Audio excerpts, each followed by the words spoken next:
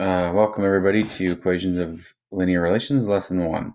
So today we are looking at slope y-intercept form for describing a line. So we are looking at linear relations, and now we're looking at equations to represent that. And today we are going to explore y is equal to mx plus b, one of the most common forms of the linear equation. So I'm going to skip this first page here. Basically what it's saying is any equation with a y and an x is going to be linear, where x is in the top of the equation. And any equation that has either an x cubed or x squared, or x in the bottom, or x in the top are going to be different. And I totally should have explained that. So anything highlighted in green is linear. That means it's going to form a straight line. Anything not highlighted in green, highlighted in blue is nonlinear.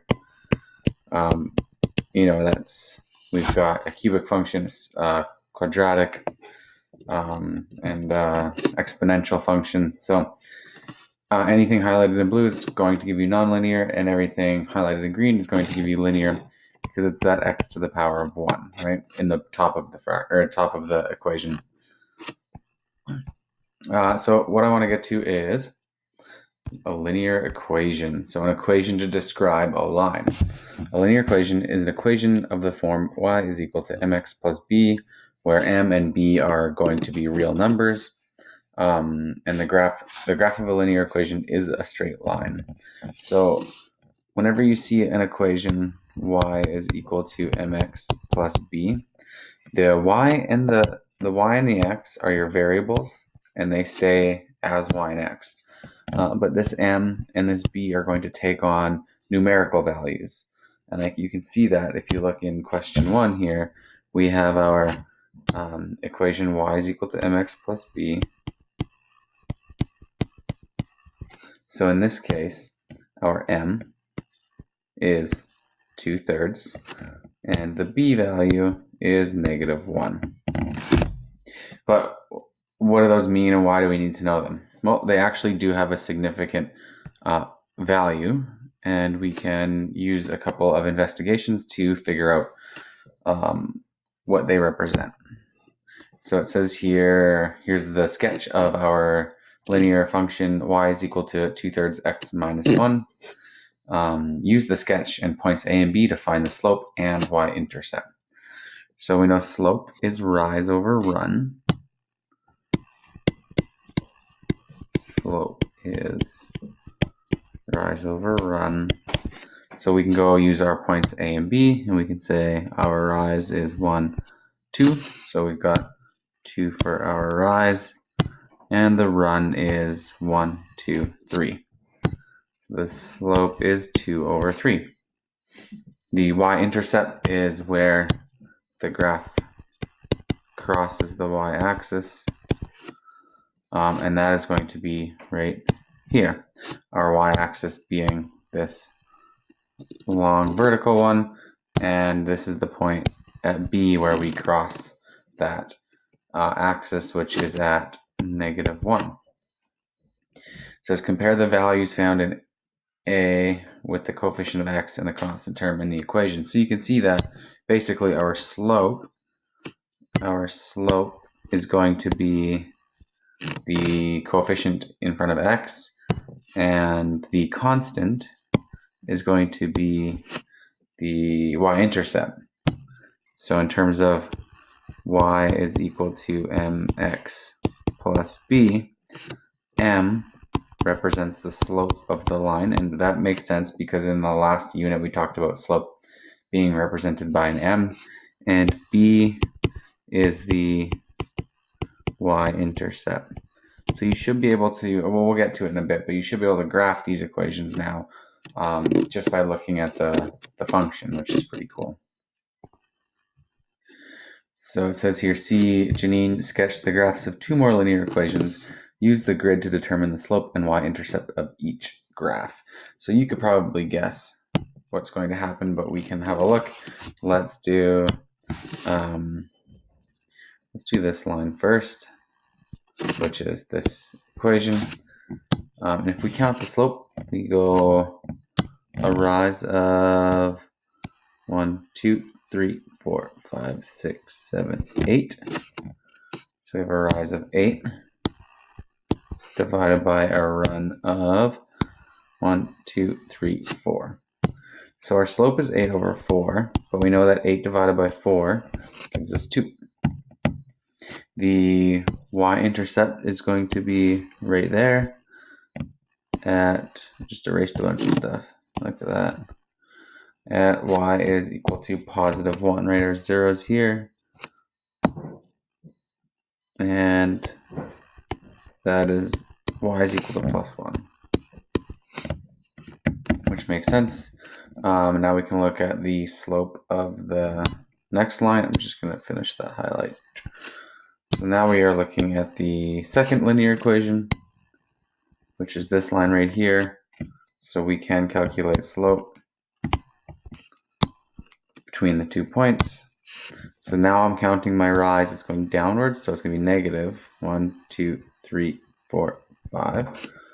So negative 5 over my run, going in the positive direction, 1, 2. So negative 5 over 2, and the y-intercept is down there. That's where we're crossing, and that is at y is equal to negative 3.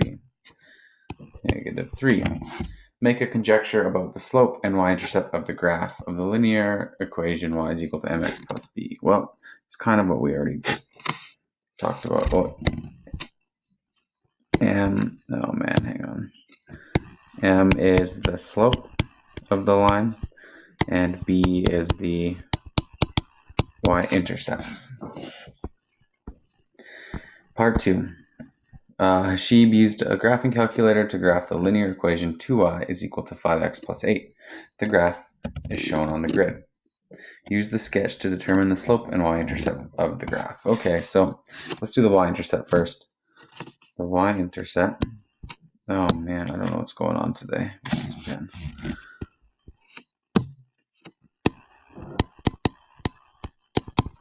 The y-intercept is where we cross the y-axis. It's going to be right here, and it looks like our 0 is here. So that is positive 1, positive 2, positive 3, positive 4.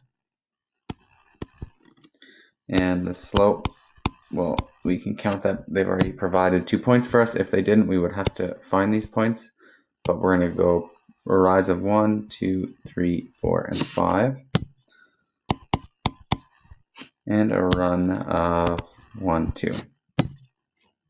So 5 over 2. It says here, explain why in this case the slope is not 5 and y-intercept is not 8, because we know our equation is y is equal to mx plus b, where m should be the slope and b should be the y-intercept. And the reason that that's not the case is because our equation has a 2y rather than a y.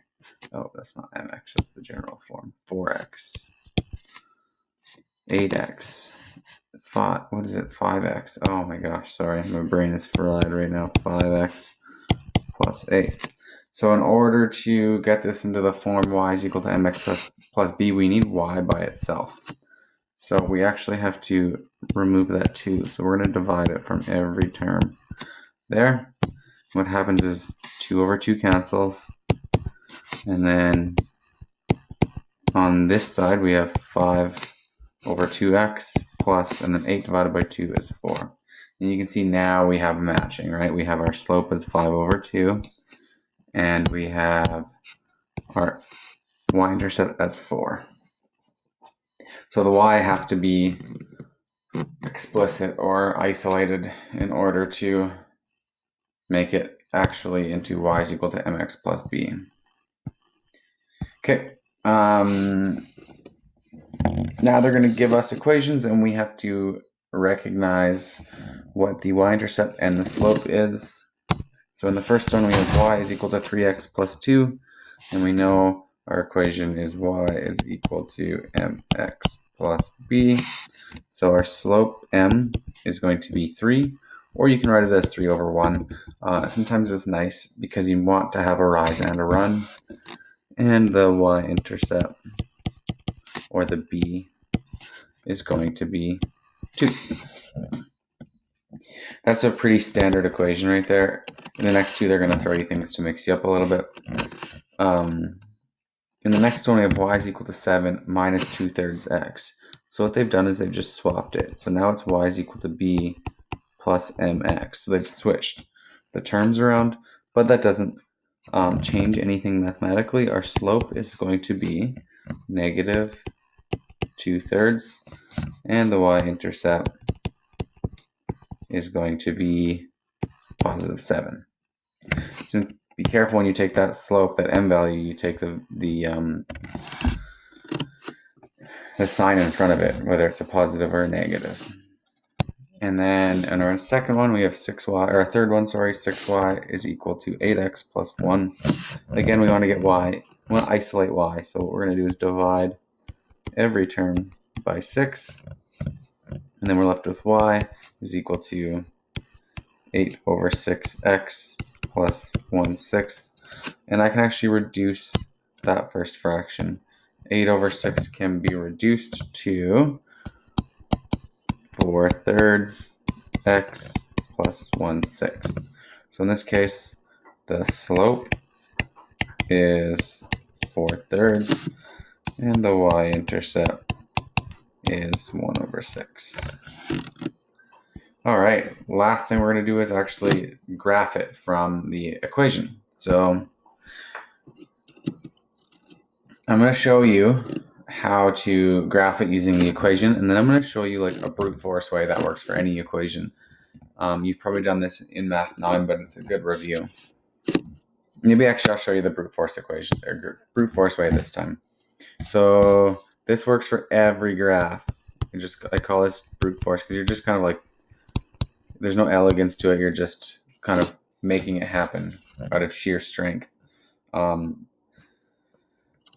So if you have an equation and you don't know how to graph it, but you're asked to graph it, all you have to do is create a table of values, an XY table, and then you just try a couple of x values, 1, 2, and 3. And so now what you can do is you plug those into your input to see what output there is. So I'm going to start with x is 1, and I'll say y is equal to 2 times 1 plus 5. 2 times 1 is 2, plus 5 is 7. Do the same thing with x is 2. So now I have 2 times 2 plus 5, and y is equal to 9. So then what you do is you're creating ordered pairs. So you can graph these. 1 and 7 goes here. 2 and 9 goes there. And you're starting to create a line. And you can do that with any equation in this whole course if you want to graph it. It's not the most elegant way. It's not the fastest way, but it will get the job done if you ever need it. And you can choose any inputs here that you want for x. 1, 2, 3 just is the easier ones I find, but if you want to do negative numbers or large numbers, it's up to you. Now, there's a way to do this where you can just use the information given in the equation. So we know that from this, y is equal to 2x minus 5. Our slope is going to be 2 over 1. And our y-intercept is going to be negative 5. You know, I just realized that in this equation it's negative 5, and I used positive 5 over here. So these probably won't end up on my line. That's okay. This still works. You just need to use the right equation, which makes sense. Okay, so now that we have, let's go back to our equation. Now that we have our y-intercept, we can plot that, right? We know our line is going to cross at negative 5. Fantastic. And we can use our slope to make more points. So we know our rise is 2 and our run is 1. So we're going to go up 2 over 1, make a point. Up 2 over 1, make a point. Up 2 over 1, make a point.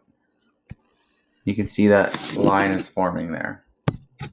So you only need to have 2 points, but the more points you have, the more accurate your line's going to be. And there you go. You've graphed that equation. I'll do one more and then we can practice some in class. So we've got this equation right here. Y is equal to 2/3 x minus 6. State the y. Oh, it's a little bit different. That's okay. State the y-intercept. Well, we know the y-intercept is -6. It says determine the x-intercept algebraically. So that means use algebra to solve for the x-intercept. We know that the y-intercept, the x-intercept, the y value is going to be 0. So what you can do is you can put 0 in where there's a y in the equation. And then you can solve this equation for x. So I'm going to add 6 to both sides. It'll cancel out on the right side. And I'm left with 6 is equal to 2/3 x. Then I can multiply both sides by 3 to get rid of that 3. 6 times 3 is 18. And I'm left with 2x. And then I can divide both sides by 2. The 2 cancels out, and I'm left with x is equal to 9. So that is the x-intercept. So I can plot that at x is 9. I can plot the y-intercept as x is -6. I now have 2 points, and I can plot that line. So that is actually 3 different ways you can graph these equations. You can use your brute force method by creating some inputs and finding the corresponding outputs and graph those. You can use the information that you know, the slope and the x and the y-intercept. And then the third way is you can use the y-intercept and then algebraically find the x-intercept, plot both, and graph. Thanks for watching. Don't forget to like and subscribe.